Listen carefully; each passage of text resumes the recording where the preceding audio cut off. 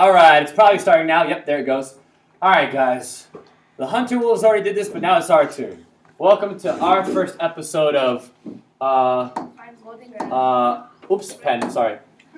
What'd I do wrong? What'd I do? What'd I do wrong? Why'd I get that wrong? What's going on? Starring Mr. Graham, but also you guys. Yeah. Here's how it'll work. A little's okay, but don't get carried away. Fourth graders always have the task of going first. So, fourth graders, look at your benchmark. I want you to really look at it for a second or so, and think of one that you're not sure you got right, or you have no idea how to even do.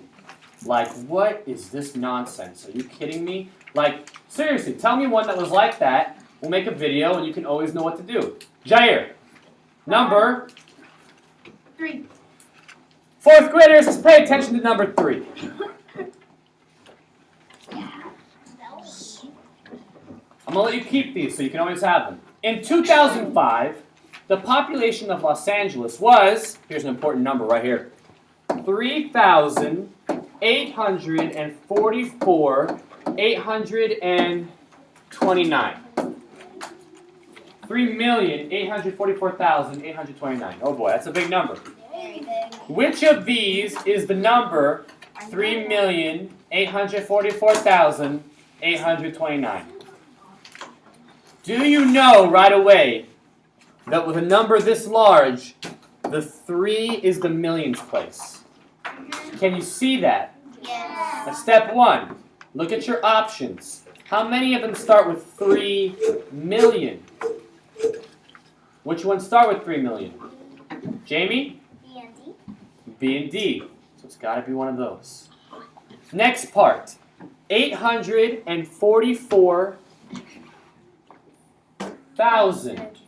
You guys know this is the thousands land, right? Yeah. All right. So do between B and D, which one says 844,000? Marlene? B. B. You can stop right there. Woo. You don't even have to read the rest because all the others made a mistake and B is the only one that was correct. Fourth graders, number 3, you gotta know it's B, but do you think you're gonna get this exact problem again?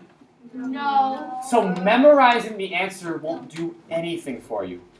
What will help you is knowing how we got it. We got it by knowing this was 3 million and this was 844 and this is just 829. All right, let's move on. Fifth graders, your turn. Look at that 5th grade benchmark, 5th graders. Tell me which one is troubling to you. Alex, number 17. Let's all flip to it.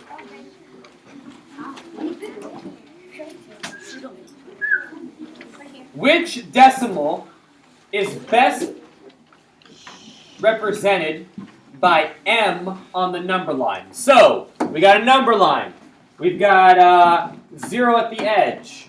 Then we've got 0.1. Then we've got 0.2, but there's space between. You see that, right? Yeah. 0.3. We can stop right there. Okay. Because M is this one right here between 0.1 and 0.2. You see that, right? Yeah. Right there. So, which one of these is M? How many people think it's A? How many people think it's B? C? D? All right, well, here we go. You know that in decimal land we have invisible zeros. So 0.10, 0.1 is just like 0.10. And 0.2 is just like 0.20. Look at these options. Which one do you think is right between there? What do you think, Marcelo? D. It's not D. You know why? It's not D because 1.5 Look where that. Look at this number. 1.5 would be way over here. This is 1 and a 0.5. That can't fit between them. You can't fit 1 in here. These are little decimals. 1 on this number line would be way over there somewhere. 0.10 and 0.20. What should be between them? Look at these options. Alex? Huh? A, which is 0.15. Doesn't that make sense? Yeah. 10, 15, 20. The only weird part about it is that it's in decimal land. And yes, the 1.5, they knew you'd go for it. That's the trickiest one. But they're tricking you because you don't realize that the decimal is in front of both those numbers. So the decimal should be in front of both these numbers, and that's what that is. Yeah. So what do we put, like, cross it out, or? We don't have to do anything. This is yours to keep. If you just look at the video and you hear me talking about A, B, and C, you might be like, wait, what? But if you look at the video and have this in front of you at the same time, you can be like, oh. And then maybe you'll never get it wrong again. All right, let's end this video. Good job, guys. I like the participation.